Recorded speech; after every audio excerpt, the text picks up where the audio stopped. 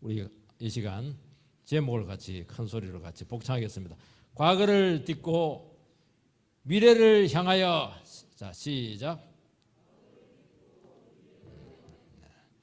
2020년 예배 드리면서 이 과거가 되는 겁니다. 과거를 딱 딛고 뚫고 지나서 희망찬 2021년 미래를 향해서 나가게 되기를 주의 이름으로 축복합니다. 신문에 보니까 Keep calm and carry on. Keep calm이라고 하는 것은, calm이라고 하는 것은 평상심이거든요. 평정심을 유지하라. 그리고 carry on은 수행하라. 평정심을 유지하고 하던 일을 계속하라. 아주 이 문구가 제 눈에 확 들어왔습니다. 이게 무슨 문구냐면은 2차 세계대전이 막 전운이 감돌 때 영국 정부가 만든 대국민 홍보 포스터 문구입니다. Keep calm and carry on. 평상심을 유지하되 하던 일을 계속하라. 실제로 전쟁이 터졌고 독일군은 2달 동안 런던에다가 막 폭격을 합니다. 영국인들은 밤에는 불 다 끄고 막 숨어 있다가 낮이 되면 또 희망치 않은 하루를 시작합니다. 청소부는 청소하고 집배원은 우편물을 배달하고 우유 배달부는 우유를 열심히 날랐습니다. 학생들은 무너진 학교에서 그 퇴락한 곳에서 공부하고 영국 총리는 런던을 도망가지 않고 피하지 않고 지하 벙커에서 전쟁을 지휘합니다. 영국 사람들이 몰라서 그렇지 굉장히 대단한 사람들입니다.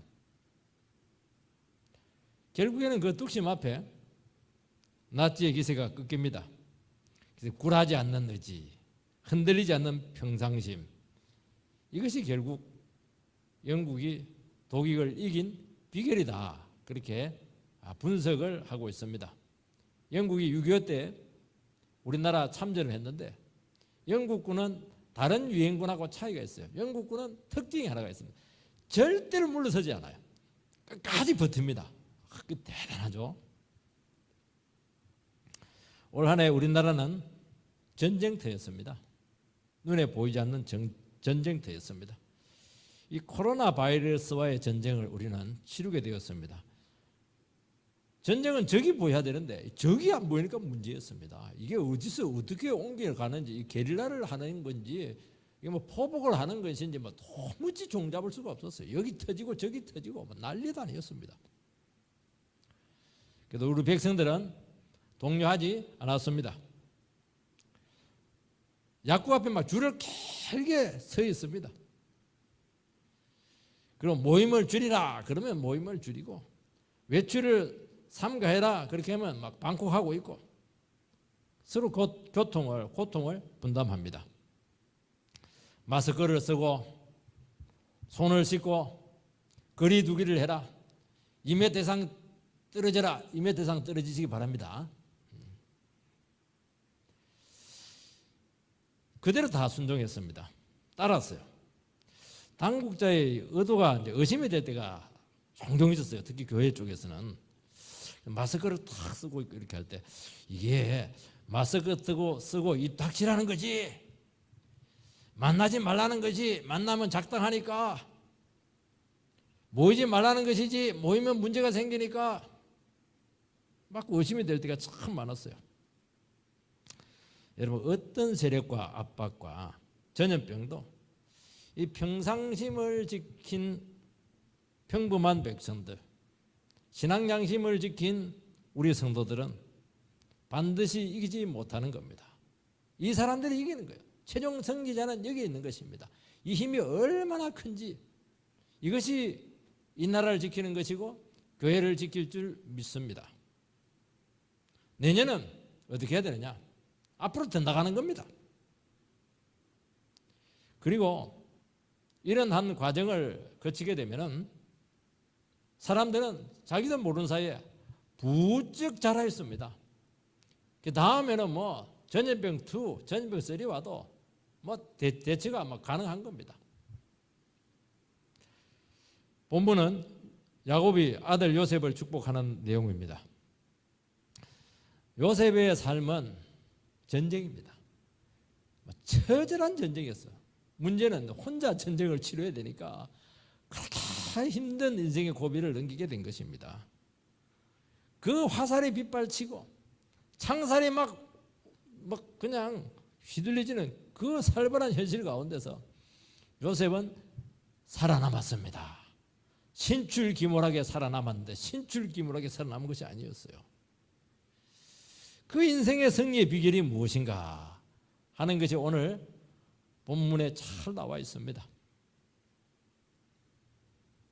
요셉은 어떤 압박과 죽음의 골짜기에서도 바로 이 평정심을 잃지 않았고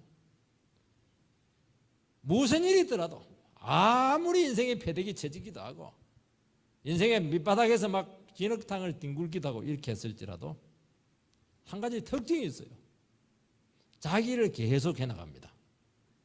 그 자기 소명을 끝까지 감당합니다. 한 번 총무는 영원한 총무다. 보디발 집에서 총무를 하더니만 감옥소에 가서도 총무를 하고 전 애굽의 총리가 되었던 것입니다. 참 위대하지 않습니까? 이게 요셉이 당한 고통을 사람들은 대개 세 가지로 요약을 합니다. 형들로부터 막 당했을 때 죄 없잖아요. 무지한 피해자가 되었습니다. 보디발 부인이 막 유혹했는데 막 그걸 막 거절했어요. 정직하게 하려고 하다가 의로운 피해자가 된 것입니다. 감옥에 들어온 그 장관들의 꿈을 풀어줘가지고 한 사람을 구해줬는데 분명히 구해주기로 약속을 해놓고 잊어버렸어요. 그래서 잊혀진 피해자였다.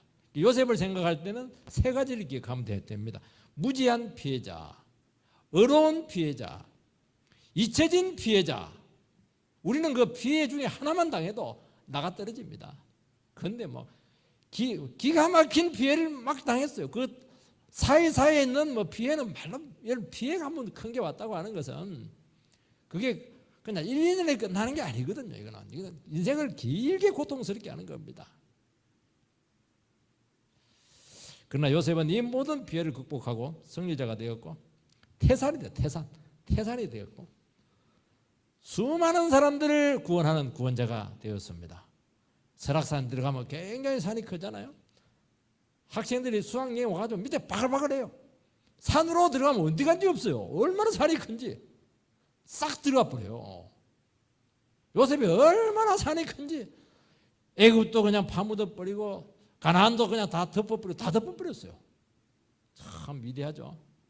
우리 올 한 해와 내년이 태산과 같은 요셉처럼 참 흔들리지 않는 평정심을 유지하면서도 내일을 꿋꿋이 해나갈 수 있는 그 영성 하나 붙잡고 승리하게 되기를 주의 이름으로 축복합니다. 우리 세 가지를 한번 살펴보도록 하겠습니다. 첫 번째는 요셉은 담을 넘은 무성한 가지였습니다. 22절 요셉은 무성한 가지 곧 샘 곁에 무성한 가지라 그 가지가 담을 넘었도다. 요셉의 삶을 비유하는데 너무 기가 막힌 비유를 쓰고 있습니다. 담을 넘어가는 무성한 가지다. 포도나무 가지를 상징하면 됩니다. 이스라엘은 가지다 이러면 포도나무입니다. 무조건 포도나무예요. 포도나무는 올라가기 위해서 달라붙습니다. 위로 올라가다가 앞길을 가로막고 있는 것이 있으면 딱 붙잡고 건너뛰고 뛰어넘습니다. 그 가지가 담을 넘었도다. 요셉은 온갖 종류의 인생의 장벽들, 담을 다 뛰어넘었습니다. 장애물 경기할 때 하나라도 뛰어넘지 못하면 실격이거든요. 요셉은 너무나 많은 인생의 장벽이 있었는데도 불구하고 그것을 처음부터 끝까지 전부 다 뛰어넘었습니다.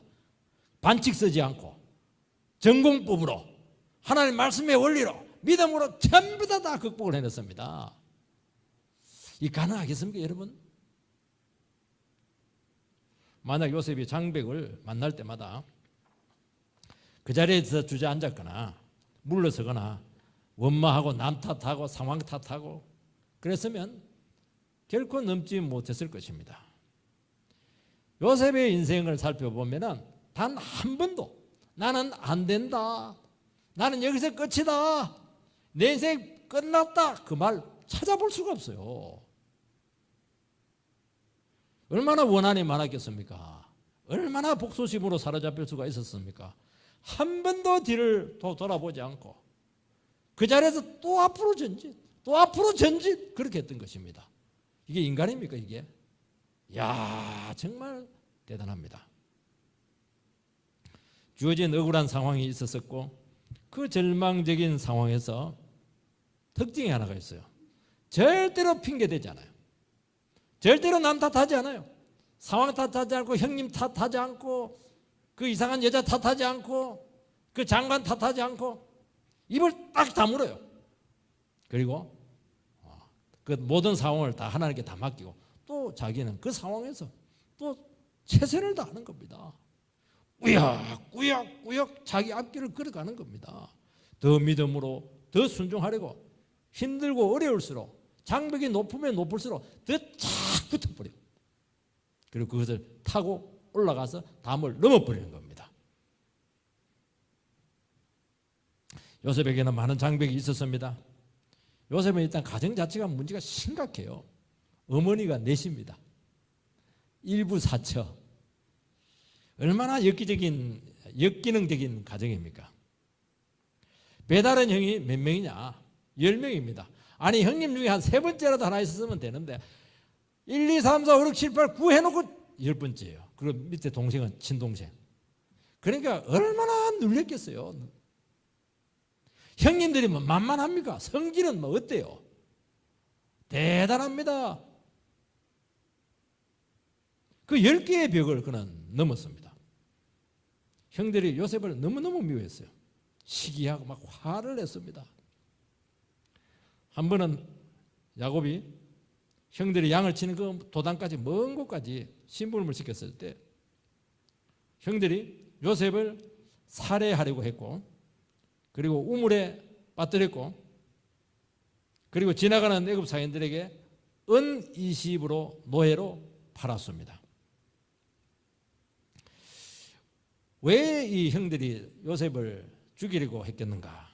채색옷을 입혔어요. 형들은 뭐 허름한 머슴옷인데 삼배옷인데 채색옷을 입혔어요. 우리 이것을 바라볼 때마다 야, 야곱은 너무 요셉을 편애하는구나. 편애하니까 당연히 형들이 미워하지. 그렇게 판단을 쉽게 내릴 수가 있습니다. 그렇지가 않아요. 이스라엘 사회에서는 하나님 말씀을 제일 사모하고 율법을 제일 사랑하는 사람에게 가장 존귀한 자라는 그 의미에서 채색옷을 입히는 겁니다. 하나님 앞에서 존귀하다는 것을 표시하는 겁니다. 야곱이 요셉에게 그렇게 했다는 것은 너희들은 하나님 말씀을 안 사랑한다는 거예요. 10번째 동생이지만은 요셉처럼 하나님을 사랑해라, 믿음으로 살아라, 도전을 주기 위해서 주신 그 배려였던 것이죠.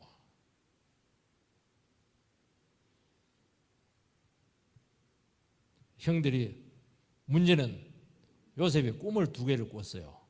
그게 결정타였습니다. 형들이 와서 11명 형들이 와서 막 자기한테 절한다는 겁니다. 여기서 막 형들이 막 너무 화가 났어요. 자존심이 막 상했습니다.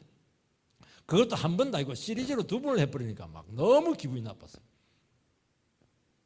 뭐가 어쩌고 어째? 우리가 너한테 절을 해? 2번째는 뭐 엄마 아빠까지 다 끌고 들어와요. 하나님께서 요셉을 통해서 꿈을 통해서 계시로 주신 것은 이것은 하나님의 말씀입니다. 말씀이 증거되면 어떻게 해야 됩니까? 겸손하게 반응해야죠. 동생이 무슨 소용이 있어요? 아들이 설교해도 아버지는 아멘 해야죠. 그게 바른 반응 아니겠습니까? 형제들은 일제히 화를 낸 거예요. 아버지는 마음에 딱 새겼는데 이 형들이 지금 문제였습니다. 이게. 그래서 그 꿈이 이루어지지 않도록 방해하려고 요셉을 죽이려고 했고 노예로 팔았습니다. 요셉은 원한을 풍난다든지 복수심을 드러내지 않았습니다.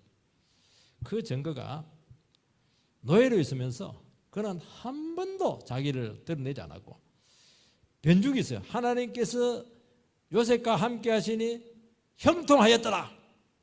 여러분 복수심 가지고 있는 사람, 성질 내고 있는 사람에게 하나님께서 함께 하지 않거든요. 그러니까 요셉은 그 처지 가운데서도 절대로 원망불평하지 않고 하나님 뜻이 있을 거야 그렇게 믿고 자기를 열심히 하니까 딱 하나님께서 함께 하는 겁니다. 하는 것마다 잘 되는 거예요.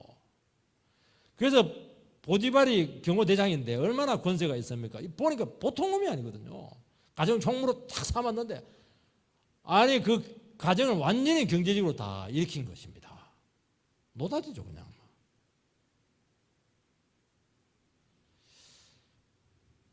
요셉은 하나님의 섭리를 이해하면서 모든 것을 용서하고 극복을 했습니다. 고통당한 만큼 은혜를 받았던 거예요. 억울했던 만큼 하나님의 흘러가니까 능력으로 오는 겁니다. 그 지혜로 오는 거예요. 그걸 가지고 막 주인을 섬긴 겁니다. 그가 꾼 꿈을 해석하고 적용하면서 그 당한 현실을 이해하고 녹여냅니다. 왜 나에게 꿈을 주었을까? 왜 하나님 나에게 말씀을 주었을까? 이 말씀 가게 사는 거예요. 그러니까 그 모든 억울한 상황들을 다 이겨냈던 것입니다. 요셉은 애굽 바로의 시위대장 보디발 가정총무가 됩니다. 보디발 부인이 또 대단했습니다. 그를 유혹하고 요셉 우리 같이 놀자. 그 거부하는 바람에 여자가요 한번 마음 품었다가 거절당하면 정말 서리빨이 내립니다. 여자의 간담회 한번 저 안 되겠다 저러면 막 남자들 조심해야 됩니다. 여자가 한번 땀만 먹으면요 길이 없어요. 저놈 죽여야 되겠다. 그래가지고 강간 미수범으로 몰아서 평생 정치범 지하 감옥으로 집어넣습니다. 하나님께 범죄하지 않으려고 했고 그 자기를 믿어주었던 그 주인을 배신하지 않으려고 정직하게 하려고 하다가 너무너무 처참한 지경에 빠졌습니다. 요셉은 그 감옥에서 어떻게 합니까? 자기 연민에 빠지고 분노하고 원한에 빠지지 않았습니다. 그리고 요셉은 그 증거가 뭐냐? 요셉은 감옥에 가서도 뭐 했냐니까 감옥에 가서도 욕하지 않고 주위에 있는 죄수들을 돌봅니다. 남의 아픔에 동참을 합니다. 간수의 눈에 딱 든 거예요. 그래서 감옥에서 총무를 딱 지킵니다. 여러분 자기 문제에 빠져 있으면 영혼이 병듭니다. 자기 문제를 뒤로 두고 내 문제는만 모르겠다. 하나님이 알아서 내 문제 처리한다. 그리고 주위에 힘들어하는 사람, 다른 영혼의 문제를 도와줄 때 자기 영혼이 살아납니다. 그리고 다른 사람 도와주다 보면 막 자기 문제 생각할 겨를이 없어요. 그래서 이겨내는 것입니다. 그러니까 남을 도와주다 보면 자기 문제가 해결이 되어 있습니다. 그리고 거기서 인생이 열리는 거예요. 우리는 내가 내 인생의 문제를 풀리고 생각을 하니까 문제가 안 풀리거든요. 내가 내 문제를 가지고 골사매고 있는 것입니다. 그러니까 계속 다람쥐 쳇바퀴 돌듯이 그 미궁에서 헤어나오지를 못하는 겁니다. 어려움이 딱 생겼다. 그럼 바로 옆으로 가세요. 내보다 더 힘든 사람 찾아가가지고 도와주고 밥 사주고 상담해주고 전화해주고 만나주고 그렇게 하세요. 그럼 내 문제는 하나님께서 싹 다 해결합니다. 거기서 길이 다 나오는 겁니다. 저는 내 어려움이 있으면 무조건 신방 가요. 한 5가정만 딱 예배드리면 내 문제는 싹 없어져 버려요. 너무너무 신기해요.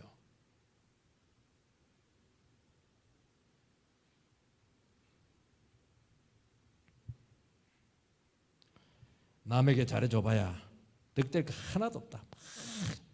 배신당하고 말이지. 모함당하고 그냥 스스로 벽을 딱 치면 그때부터 정신분열 증세가 서서히 나타나기 시작합니다. 요셉은 어디에 있든지 누구를 만나든지 어디를 가든지 몸에 체질이 딱 돼 있어요. 무조건 사람들을 섬깁니다. 무조건 도와줍니다. 참 특별한 하나님께 주신 너무 귀한 은사를 가지고 있었습니다. 마침 왕의 측근 술을 맡은 장관하고 떡을 맡은 장관이 감옥에 오게 되는데 그 중요한 사람을 요셉에게 딱 맡깁니다. 근데 그들이 한날 동시에 꿈을 꾸었는데 꿈을 해석을 해줍니다. 그래서 그의 꿈의 해석대로 술 맡은 장관은 복권이 되고 떡을 맡은 장관은 사형을 당합니다. 그때 요셉은 술 장관에게 선처를 부탁을 합니다. 그런데 딱 나가자마자 막 함흥차사예요. 아무 소식이 없습니다. 2년을 또 억울하게 고통 생활을 하게 되는 것입니다. 요셉은 인생에서 크게 3번 감당할 수 없는 피해를 당합니다. 요셉의 인생은 꼬일대로 꼬여 있습니다. 한 번 꼬일 때마다 점점 내려가는 인생이었습니다. 이제 더 내려갈 데도 없어요. 완전히 바닥에 내쳐졌습니다. 요셉은 단 한 번도 자기 자신을 비관하거나 원망, 분노하지 않았습니다. 목사님이 어떻게 알아요? 성경에 보면 나와 있습니다. 한 번도 뉘앙스조차도 없어요. 마음을 독하게 먹었습니까? 예, 아무리 독하게 먹어도요, 독하게 먹은 사람들은 얼굴에 나타납니다. 그리고 꿈에서 나타나요. 요셉은 그런 게 보이지가 않아요. 태도에서 반드시 나타나거든요. 요셉은 그런 게 보이질 않아요. 신입니까? 아니에요. 인간입니다. 바로가 그의 꿈 해몽실에게 찬사를 보냈을 때 뭐라고 합니까? 이 꿈 해몽은 내가 한 것이 아니고 하나님께서 했습니다. 바로바로 이야기를 하는 것이죠. 요셉은 사람들에게 많은 배신을 당합니다. 은혜를 베풀었는데 전부 다 잊혀지게 되었고 완전히 역으로 해서 그냥 고통만 자기는 당하게 되었습니다. 정직하려고 하다가 너무 비싼 대가를 지불했습니다. 그때마다 요셉은 어떻게 했습니까? 사람을 의지하지 않았어요. 하나님은 나를 잊지 않고 있을 거야. 하나님은 나를 기억하고 있다.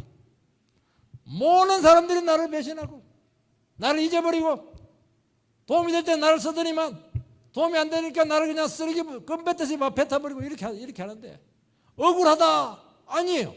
하나님은 알고 있다는 것입니다. 하나님은 나를 잊지 않았습니다. 믿으시기 바랍니다. 이분이 누구시죠? 이스라엘의 전능자였습니다. 여러분 인생길 가운데 하나님 전능자, 이스라엘의 전능자를 놓치면은 여러분의 인생은 그때부터 하얀 곡선입니다. 그때부터 망가집니다. 상황하고 상관이 없어요. 상황이 좋아도 허망해집니다. 그러나 전능자를 붙들면 어떤 비참한 처지 가운데 있더라도 영혼이 살아나고 자기를 지킬 수가 있고 재기할 수가 있고 반드시 승리하게 될 줄 믿습니다. 왜냐하면 담을 건너는 가지가 되거든요. 무성한 가지라 한두 가지면 끊어질 수가 있어요. 워낙 무성하니까 워낙 열매가 많으니까 막 붙어가지고 넘어가는 거예요. 그냥 얼마나 많은 배신을 당하고 얼마나 많은 희생을 겪고 얼마나 많은 억울한 처지에서 그는 전능자 한 분만 의지하고 그때마다 믿음을 키우고 말씀으로 깊어지게 되었던 것입니다. 그렇게 하니까 사람은 싹 없어지는 거예요. 사람은 너무 작은 변수가 된 겁니다. 여러분 인생 가운데 하나님께서 나에게 큰 변수가 되면 될수록 사람은 작아질 겁니다. 하나님이 멀어지면 멀어질수록 사람은 나에게 너무너무 크게 다가올 것입니다. 왜 사람들을 그렇게 두려워하고 그렇게 힘들어하고 있습니까? 나중에 보디발 부인한테도 물어보세요. 왜 나를 모함했습니까? 물어보지도 않았겠지만 물어볼 가치도 없죠. 야 요셉아 내가 살라고 그랬어. 아 여자의 시기심이 있지 이거. 너 이거 몰라서 그런데 너는 어려서 그래. 막 그렇게 얘기했을 겁니다. 다 이유가 있는 거예요 여러분들. 왜 사람을 가지고 씨름을 하고 그렇게 하세요? 그 전능자 하나님이 계시는데 이스라엘의 전능자가 계시는데 말입니다.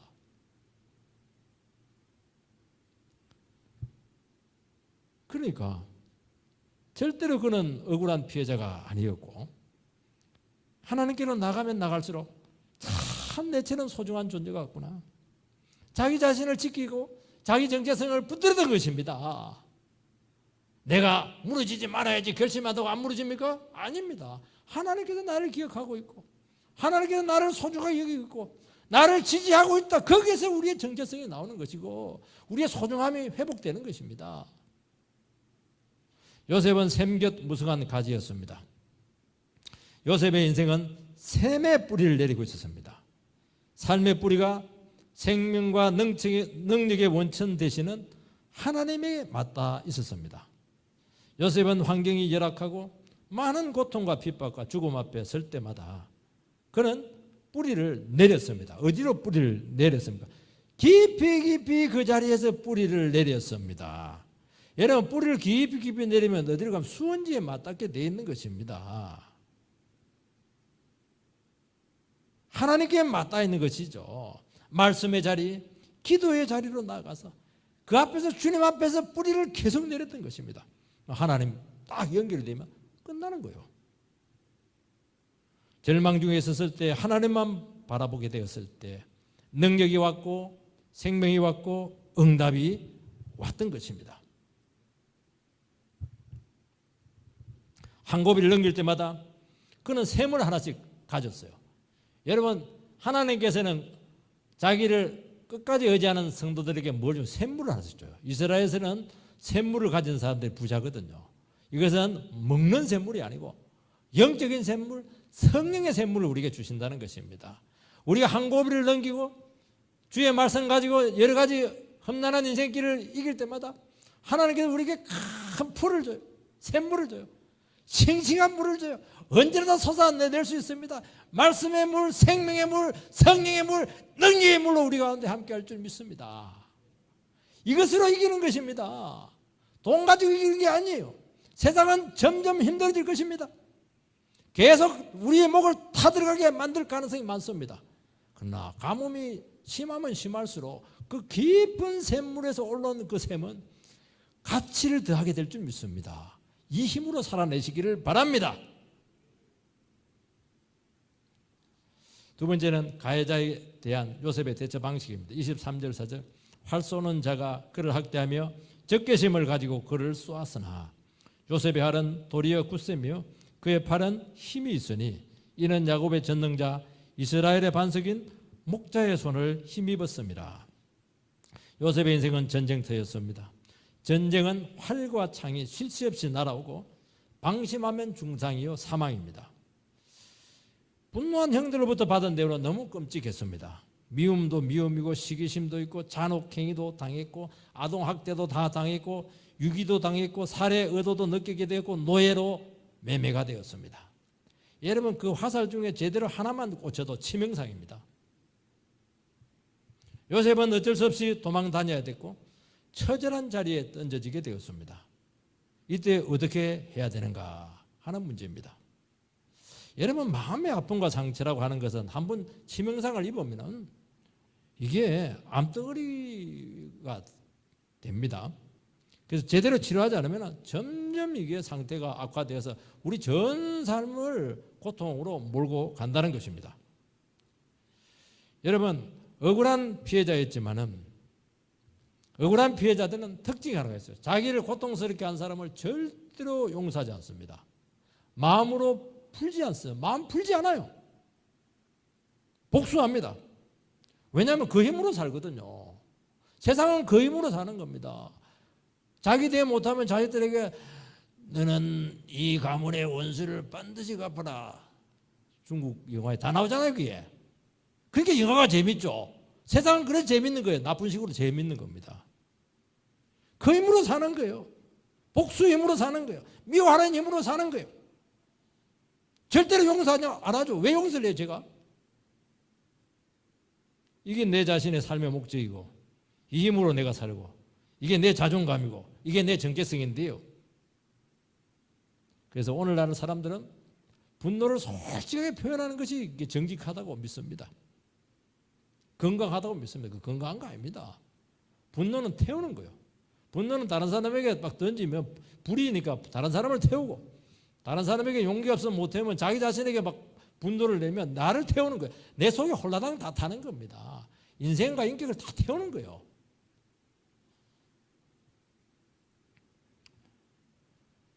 주님은 용서하라고 말씀하고 있습니다.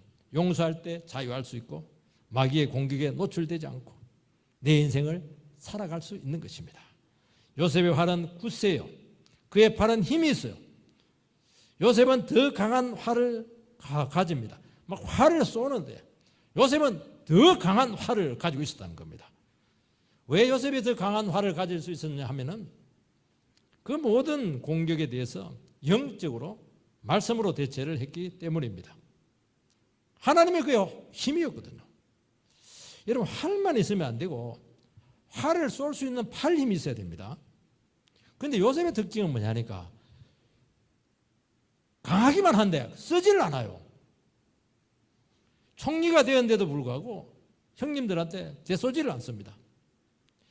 여러분, 요셉은 독한 마음을 품지를 않아요. 팔에 힘이 있지만은 그것을 풀었다고 하는 것은 자기가 먼저 마음을 풀었다는 것입니다. 여러분, 이 시간 2020년 아직 끝나지 않았는데 이제 얼마 안 남았어요. 30분 남았는데 어떻게 해야 되겠습니까? 여러분, 마음을 푸시기 바랍니다. 아직도 맺혀 있는 마음이 있으면 안 돼요. 강한 마음 풀어야 된다고 말씀하고 있는 것입니다. 이스라엘의 반석이신 목자의 손을 그가 의지했기 때문이라고 설명하고 있습니다. 요셉은 나중에 형들과 화해를 선언합니다. 창세기 50장 20절은 대단히 중요합니다. 당신들은 나를 해하려 하였으나 하나님은 그것을 선으로 바꾸사 오늘과 같이 만민의 생명을 구원하게 하시려 하셨나니. 요셉은 이미 그 많은 어려움들을 고비를 통과를 하면서 이미 시선이 인간계를 뛰어넘습니다. 그리고 올라갑니다. 하나님의 시선에서 삶을 볼 수 있는 시야가 넓어지게 된 것입니다. 이게 해결이었습니다. 이게 답이에요. 여러분, 높은 데서 보면은 하나님의 섭리의 물줄기가 보입니다. 거대한 물줄기가 하나님께 내 인생을 어떻게 끌고 가는가 하는 것이 보이는 것입니다. 요셉은 자기에게 일어난 이해할 수 없는 그 많은 불행과 어려움들, 이것은 하나님의 구원의 섭리였고 하나님께서 자기 자신에게 주신 두 가지 꿈이 지금 이루어지고 있다는 것을 그는 발견을 하게 되었던 것입니다. 하나님께서 꿈을 통해서 그에게 비전을 주었죠. 그 비전이 무엇입니까? 너의 가족을 구원해야 될 뿐만 아니라 너의 가족을 통해서 한 큰 민족이 이루어지게 될 텐데 그 가족이 어디에 있게 됐겠는가? 애굽에서 나라가 세워지게 될 것이다. 그런데 그 나라가 얼마나 대단한지 하늘에 해와 달과 별처럼 빛나게 될 것이다. 그게 교회잖아요. 그게 예수 믿는 사람들은 알겠으면 영적인 후손들이거든요. 요셉이 거기까지는 비전을 가졌는지는 모르겠지만은 이 사람은 자기의 꿈을 해석을 해냈습니다. 그게 형들을 살려주죠. 나의 고난과 아픔을 통해서 이 가족을 살리기 위해서고 애굽을 통해서 나라를 세우기 위해서고 하나님의 존귀한 백성을 만들어내기 위한 하나님의 구원 섭리였고 하는 것을 말씀을 통해서 그는 풀어낸 것이죠. 그 시야가 어떻게 확보됩니까? 고난을 통해서 인생의 밑바닥 가운데서 하나님 말씀과 실험하면서 끊임없이 자기 자신의 문제를 가지고 대답하고 질문하고 적용하면서 딱 열렸던 것입니다. 그러니까 시야가 팍 올라가니까 높은 데서 보면요, 63빌딩, 그 123, 롯데월드 빌딩, 아무것도 아니에요, 그거. 높은 데서 보면. 밑에서 보니까 대단하죠? 위에서 보면 그 대단하지 않아요, 그거. 그것도 하나의 과정일 뿐이라는 것입니다. 그는 인간의 재생으로 많은 고생을 했지만은 하나님은 그것마저 구원의 도구로 쓰셨습니다. 여러분, 이 세상에서 완전한 것 없습니다. 다 상처가 있고 허물이 많고 티가 있고 실패와 깨어진 자아가 있어요. 저 사람은 좀 온전하겠거니, 저 사람하고 손잡고 하면 일이 잘 되겠거니 한 손잡아 보세요. 또 한계가 많아요. 또 아픔들이 있고 아직 끝까지 저분하고 같이 갈 수 있을까, 그런 참 의심이 들 때가 많아요. 근데 하나님께서는 너무 놀라우세요. 다 티가 있고 흠이 있고 깨지고 망가지고 이렇게 했는데도 불구하고 하나님께서 또 그 사람들을 쓰셔가지고 그 못된 성질 다 써가지고 또 하나님 나라를 만들어 가시는 것을 바라보면 정말 하나님은 전능자 하나님이심을 믿습니다. 그래서 너무 사람들에게 의지하지 마세요. 저 사람 뒤에 계신 하나님을 믿으시기 바랍니다. 이분은 이스라엘의 목자의 손이라고 말씀하고 있습니다. 목자는 어떤 분입니까? 목자는 성성한 사람들 아니에요. 다 망가지고 제된 그 연약한 양들, 그 인도하잖아요. 방황하고 연약한 영혼들, 그 영혼들을 살려가지고 생명길로 인도하시는 분이 목자입니다. 우리가 믿는 하나님은 참 목자가 되신 줄 믿습니다. 우리가 주님 안에 있기만 하면은 결코 우리는 멸망길로 가지 않는다고 말씀하고 있는 것입니다. 요셉이 얘기하잖아요. 하나님은 한 영혼도 버리지 않았다고요. 저는 이스라엘의 12지파 그 사람들이 얼마나 문제가 많았습니까? 정말 살인자들이잖아요. 가늠자들이잖아요. 근데 하나님께서 한 나라의 그 시조를 12명을 세웠는데 진짜 문제 많은 그 사람들을 딱 변화시켜가지고 12지파를 딱 만들어냅니다. 하나님은요, 기가 막힙니다. 기가 막혀. 하나님께 안 붙들려서 그렇지, 붙들리기만 하면 우리가 어떻게 바뀔 줄 모른다는 것입니다. 노예로 애굽에 팔려갔지만 애굽은 이스라엘 백성을 400년 보호합니다. 보디발 집에 팔리는 바람에 그는 바로왕 가까이에 갈 수가 있게 되었습니다. 보디발 부인으로 모함을 받아서 무기수가 되었지만 거기서 왕의 척근을 만나는 거예요. 배은망덕한 술 장관에게 잊혀졌지만 바로의 꿈을 해석할 때까지 기다리는 시간이었습니다. 그러면서 거기서 2년 동안 내공을 더 쌓는 거예요. 말씀 해석하는 능력을 더 쌓는 거예요. 왕 앞에 딱 서니까 바로 답이 나오는 겁니다. 끔찍한 13년이었지만 하나님은 불행과 수없는 우연을 통해서 그를 구원의 길로 인도하셨습니다. 오늘 우리 시야를 이 땅에서 하나님으로 끌어올리시기 바랍니다. 위에서 보면 아래 끝에 대단한 거 없어요. 내 그 받은 상처들 큰 거 없어요. 내 지금 당하고 있는 고난들 그리 크지 않아요. 주님 앞에서 우리가 내 인생을 한번 크게 멀리 시야를 확보해 내시기를 주의 이름으로 축원드립니다.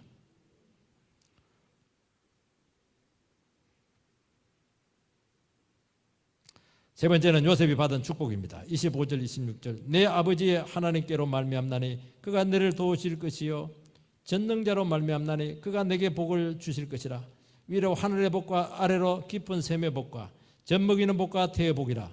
내 아버지의 축복이 내 선조의 축복보다 나아서 영원한 산이 한없음 같이 이 축복이 요셉의 머리로 돌아오며 그 형제 중 뛰어난 자의 정수리로 돌아오리라. 요셉이 받은 축복은 아버지 하나님, 전능자가 그를 돕는다는 것입니다. 야곱의 축복은 선조의 축복보다 나은데 여기서 보면 영원한 산과 같다고 했는데 옛날 성격이 더 나아요. 태산과 같다 그렇게 되어 있습니다. 이 선조의 축복은 누구냐? 아브라함과 이삭입니다. 요셉은 어떤 축복을 야곱은 어떤 축복을 받았냐니까 아브라함의 축복을 받고 할아버지, 아버지 이삭의 축복을 받고 또 자기가 받은 축복이 있어요. 그 세 가지 축복을 받습니다. 그리고 야곱의 축복은 특별합니다. 야곱은 정말 야비한 사람입니다.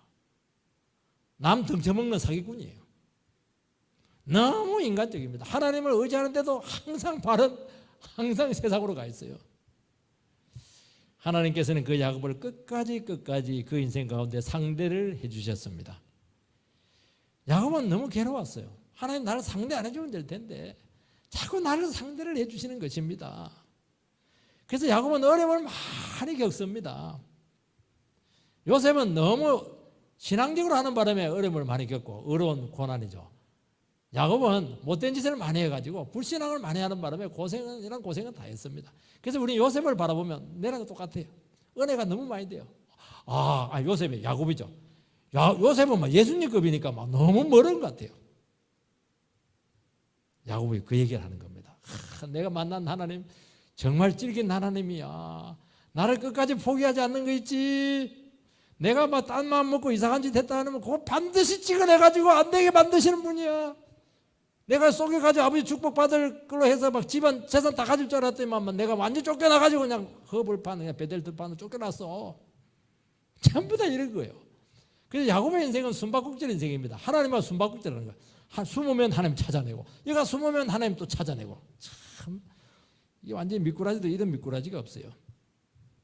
야곱은 그 수많은 환난을 겪으면서 전능자 하나님을 고백합니다.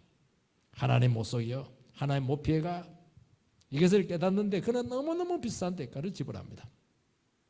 야곱은 한 번도 하나님이 나를 놔주지 않더라 그겁니다. 좀 놔주면 좋을 텐데 죄질 때는 눈 감으면 될 텐데 막 절대로 안 감아요. 나중에 철저히 항복합니다. 그리고 완전히 돌아올 때 180도로 확 돌아옵니다. 야곱은 하나님은 축복에 대한 놀라운 고백을 합니다. 어려울 때마다 하나님이 나를 도와주었다는 겁니다. 라반에게 위협을 당할 때, 에서로부터 살해 위협을 당할 때 하나님께서 싸게 도와주시다는 거예요. 뱃속에서부터 형님이 더 잘났는데 아니 하나님께 나를 사랑하더라는 거예요. 이유가 뭡니까? 이유가 없는 거예요. 그냥 내 야곱이 네가 좋다는 겁니다. 그게 택한 거 아니겠습니까? 하나님께 우리에게 왜 복을 줘요? 그 많은 형제 중에서 내가 공부 잘하는 것도 아닌데 왜 나를 예수 믿게 해가지고 천국 복을 나한테 다 주는 겁니까? 모르는 거예요. 하나님 너를 그냥 찍어가지고 사랑한다는 것입니다. 이게 너무 신기한 거예요.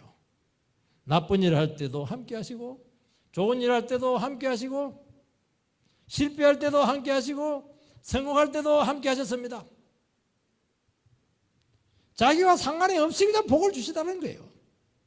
은혜 충만할 때도 주시고 거짓말할 때도 주시고 정직할 때도 복을 주셨습니다. 왜요? 다른 사람은 안 주는데 좋은 건 나한테 다 줘버렸어요. 혹독한 훈련을 시켰지만 훈련은 훈련이고 복은 복이었습니다. 하나님께서는 택하신 자녀를 우리 상태와 태도와 상관없이 복을 주실 줄 믿습니다. 우리 중에 내가 왜 태어났을까? 나는 돌연변이야. 나는 왜 이렇게 재수가 없는 인종일까?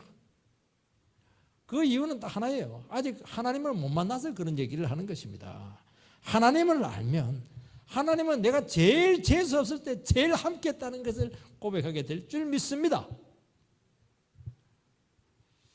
모든 과정을 통해서 하나님을 알게 하십니다. 영성과 상관없이 우리를 높이시고 또 불을 주실 때가 있다는 것입니다. 이 복을 보시기 바랍니다. 위로 하늘의 복이요 아래는 깊은 샘의 복이요 젖먹이는 복이요 태의 복이라. 여러분 위에서는 비가 와야 돼요. 밑에서는 샘이 터져야 돼요. 그래야 농사가 되고 경제가 잘 되고 우리 가정이 살아날 줄 믿습니다. 이것은 세상에 대한 축복입니다. 영적인 복만 주시는 분이 아니세요. 우리를 잘 살게 할 줄 믿습니다. 우리 예수 믿으면 공부도 못하고 선교사로 갈 줄 아십니까? 아니에요. 공부 잘하게 하고 합격 다 하게 할 겁니다. 걱정 마세요. 그러나 세상 사람들이 받는 축복하고 우리하고는 달라요. 세상 사람들은 머리가 좋아서 합격한 거예요. 세상 사람들은 그냥 하나님께서 잘 살게 한 겁니다. 그러나 우리는 구원의 열매로 하나님께서 이 세상 축복을 주신다는 겁니다. 예수 믿고 따라가니까 그 험난한 인생길 가운데서도 주님과 함께 믿음으로 걸어가니까 주님께서 부도 주시고 사업도 넓혀주시고 자식도 잘되게 하고 태복도 주고 자녀도 주고 미래도 주고 다 주더라는 거예요. 집도 주더라는 거예요. 믿음으로 살다 보니까 잘 살게 되고 높은 자리까지 올라가더라는 거예요. 그게 뭐가 나쁘냐는 거예요. 그게. 여러분 하나님의 백성들은 세상 복하고 구원하고 분리하잖아요. 붙어있는 거예요. 자기는 알아요. 하나님께서 나를 축복하셨구나. 너무 감사하죠. 그건 내 머리로 나온 게 아니거든요. 내 노력으로 나온 게 아니에요. 이유가 없어요. 그냥 주신 거예요. 그냥. 자기는 알아요. 자기는. 왜 그 사람을 나에게 배우자로 주었습니까? 하나님 그냥 준 거예요. 붙여준 거예요. 자기는 알아요. 하나님은요 자기 백성들을 특별히 챙겨주실 줄 믿습니다. 마치 내가 잘해서 교만하면 거두십니다. 오늘 우리 시간 주님 앞에 다시 한 번 더 우리 전 인생이 치료되기를 바라고 하나님은 우리가 전 삶이 풍성해지기를 원하고 있고 우리 삶이 불구자로 있기를 원치를 않아요. 정말 풍성하고 행복하게 되기를 원하고 있다고 말씀하고 있는 거예요.